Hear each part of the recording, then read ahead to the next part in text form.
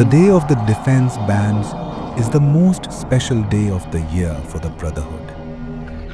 But what happened on this day? The strangest and scariest turn of his life. Prerna Mohit was left behind. His parents were not there in a tragic car accident that happened 3 years ago. Since then, Mohit has been watching Prerna as a mabab. Today was a Rakshar Bandhan, and there was a lovely commotion in the house from the morning. Do you want a new phone in this bag? Yes, I need a phone. And Bahir is the phone that has a super clear camera. If you take a selfie, you feel like I'm doing a modeling shoot. For a good selfie, it is not a phone but a good face. What is the use of the poor phone in that? Alas, instead of Rocky, she would have made a garland of chilies. Then maybe you would have understood. Okay, Bob, don't be angry. I'll get a nice phone call for my dear sister. Sure. Doron Behenbai had celebrated Rakshar Bandhan, and now there was a similar atmosphere going on between them. Only then suddenly the doorbell of the house was saved. When Mohit went and opened the door, there was a parcel man in front of him. But there was a strange smile on his face. He gave the parcel to Mohit and disappeared from there as soon as he chanted the direct ballad without asking for the odd. He was a very strange man. He didn't even ask for odd. Kerr will call later himself. What's in this parcel, brother? Hey, you said you want that horror story book. That's all he asked. Thank you, brother. Bring it on. When Prerna opened the box, there was another small box along with the book in it. As soon as he opened that second box, there was a game with the same name in the same book, and a note was also kept with it. Prerna took out the note and began to read. You are our first customer, and so this special horror game is just for you. The soul is fond of pat him, so try it once. But remember, if this game opens, the soul that will come will only come. You can't play. You can also stay. Wow! Now this new trend has also come to scare people. Self-consciousness is nothing. Do you know how many such games you have played in college? All drama just happens. But hey, there's something weird about this game. I mean, it looks a bit uncomfortable just by looking. I feel like I should put it in the dustbin. Oh, so that means Madam was scared. Otherwise, who said I was scared? Why would I be afraid? I just said it because I felt weird. Okay, so first do one thing. If you're not scared, let's play this game together tonight. Prerna had no intention of playing that game at all. But at the repeated request of his brother, he did not want to play that game with him that night. But at the repeated request of his brother, he did not feel like playing that game with him at all. She would turn off the lights of the room and light 4 candles and keep them in the 4 corners of the room. Then the two sat face to face with the game in the middle. And then speak, if there is a soul, come before us. And then clap 3 times. That's all you have to do. Let it be, brother. I don't like all this at all. I am really feeling very strange. Oh, silly. Nothing will happen. I'm here with you. Can anything happen to you while I'm here? You just put Varosar on me. Let's go. Mohit and Prerna. He placed his hand on the coin placed on the boat. Slowly the coin was rotated round and then put it in the middle of the boat. After this, the two said together, "If there is a soul in this room, make us feel like we belong or belong." The room was filled with silence for a moment. No movement, no sound. Everything was the same. But then Mohit started laughing loudly. Brother, Why are you laughing like this? If something happens to you, what is it? Oh man, you're such a coward. I couldn't stop laughing at your face. There is nothing in this game. No soul or soul comes. It's all a waste of time. Come on, let's beat it now. Mohit picked up the coin from the game board and folded the board and placed it on the bed. But as soon as they both turned around, It was then that a strange sound rang in his ears. And when he turned his back to find the board was no longer in bed. The Malki was kept open on the ground, and the same coin was also placed on it. Brother, you just folded this board and put it on the bed. So how did it come down?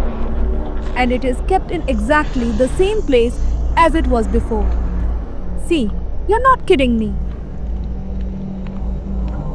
No, I didn't do anything. I understand myself too. Now they were both badly gone. Then suddenly the door of the room closed on its own. A strange chill entered the room. The blouse opened automatically, and a very strong wind blew. But despite the strong wind, the candles kept in the four corners of the room were not buzzing. Fire! I'm feeling very tired. Grind. Let's get out of this room. They both run towards the door. But the door did not open for 1,000,000 times. And the chill in the room was getting even more and more intense. Just then, a strange habitat sounded in his ears. It's like someone is taking a very loud nap in the room. He dared to look back, but it was nobody. Just then, Moyet's body began to tremble violently. He suddenly rose into the air and slammed straight into the front wall. He was hit on the head with a jar and started bleeding. Bear, what is all this? You have blood coming out of your head. We should have said it in the game. Mohit was not in a condition to speak much. Prerna hurriedly ran to her cupboard. He took out the cloth and wiped the blood from Mohit's head and tied the cloth tightly on his head. Gradually, the coolness in the room subsided a little, and the fast breeze also began to calm down. I thought maybe everything was yours, but then I heard the faint sound of someone's footsteps there. Who feels that there is still someone else besides us? Maybe we should play that game again and say that. Whatever soul is here, please leave here. You're right, Prina. We made a big mistake by playing this game. But now that it has been started, we have to end it too. So again, put your hand on the top of the moon and know it as the dear moon. That we have a soul here. But now we want to end this game. Whatever soul is in this place. For a while, everything was completely silent, though.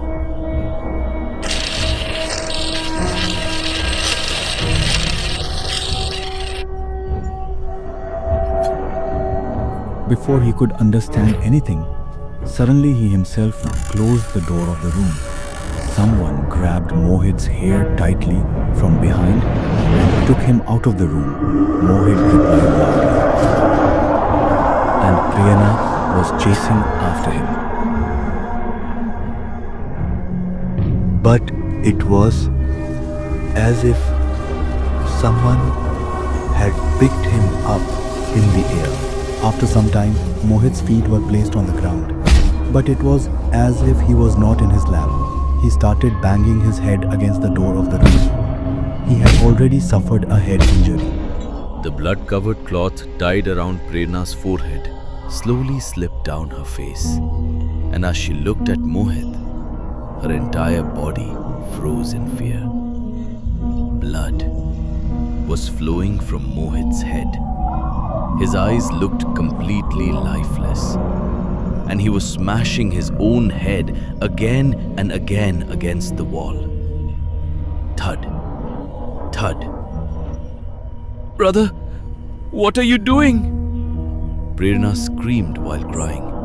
"Please stop! Something terrible will happen to you!" But Mohit did not stop. It was as if something else had taken control of his body. Finally, Mohit suddenly stopped moving. The room became silent. Only the sound of Prerna's heavy breathing echoed in the darkness. Slowly, Prerna walked towards him. Her hands trembled with fear. She removed the blood-soaked cloth from her forehead and gently tried to clean the blood flowing from Mohit's face. But the moment her hand touched him, Mohit violently pushed her away. Prerna fell hard on the floor. And then, Mohit slowly looked at her. A horrifying smile appeared on his face. Not a human smile, a devil's smile. His neck twisted unnaturally, and suddenly, he began laughing. A terrifying, inhuman laugh. Prerna's eyes widened in horror. Then, something impossible happened. Mohit twisted his hands and legs backwards, his bones cracking loudly. And using his twisted limbs, he slowly started crawling down the staircase like an animal. Every movement of his body looked unnatural, broken, possessed. Prerna's heartbeat became faster. Tears rolled down her cheeks. No, this can't be happening. She folded her hands before God. Please save my brother. There must be some way. Then suddenly, she remembered the temple outside the house. If I can somehow reach the temple. Without wasting another second, Prerna rushed towards the main door. But just before she could touch it, a hand suddenly grabbed her ankle from beneath the staircase. Prerna screamed loudly. Ah!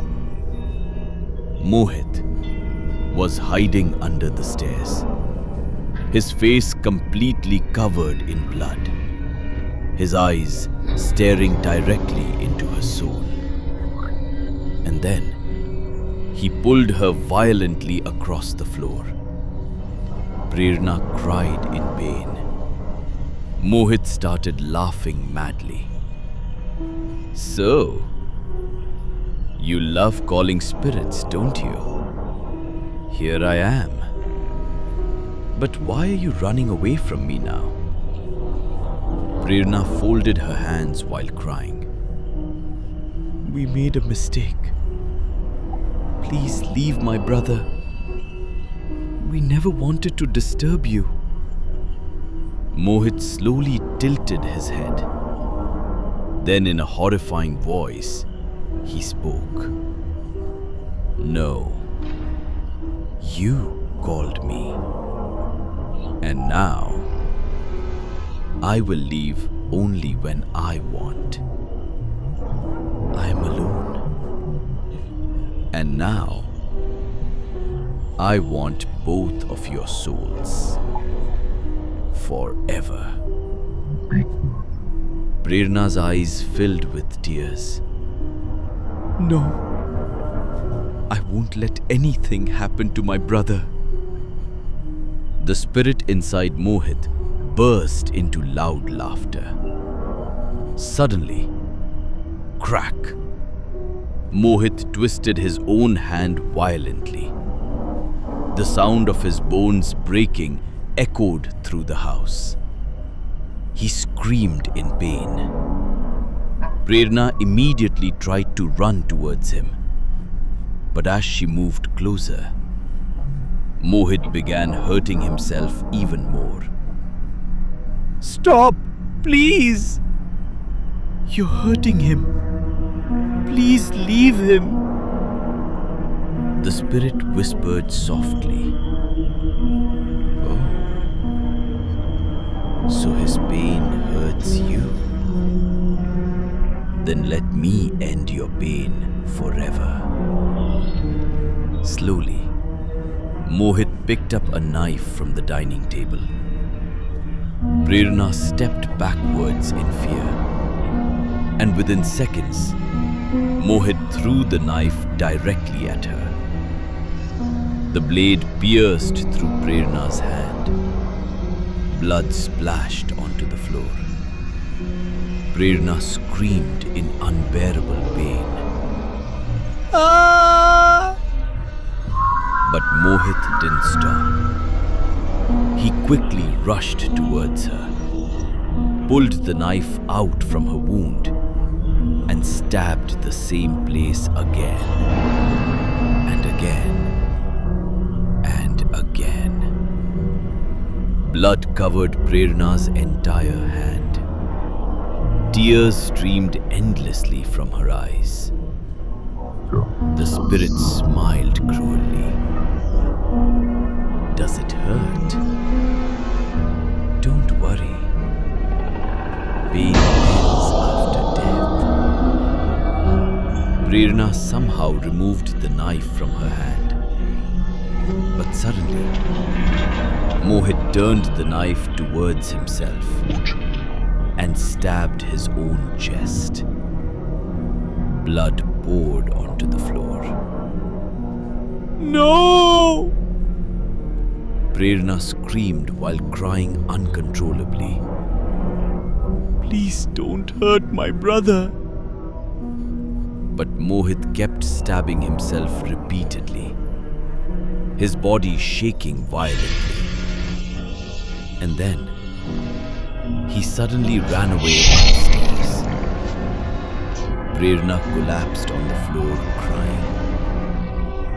Today was Raksha Bandhan, the day a brother promises to protect his sister.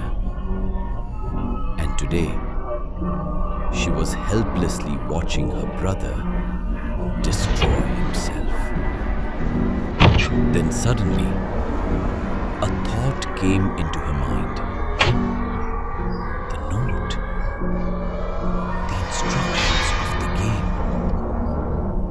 There must be some solution written there. Ignoring the pain in her bleeding hand, Mohit's soul slowly moved forward. The black shadow attacked him violently. The entire house shook. But Mohit's soul was pure, filled with love, filled with protection, and slowly, he overpowered the evil spirit. At that moment, a bright, divine light entered through the window.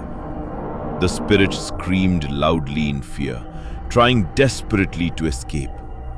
But Mohit held it tightly. And as the shadow touched the light, it began burning. Its horrifying screams echoed throughout the house. And then, slowly, Mohit's soul looked one last time at Prerna. He smiled softly and disappeared forever into the light, taking the evil spirit with him. Silence filled the house. The cursed game vanished forever. But the pain never disappeared from Prerna's heart. Mohit could not save himself. But even after death, on the day of Raksha Bandhan, he fulfilled his promise. He protected his sister forever.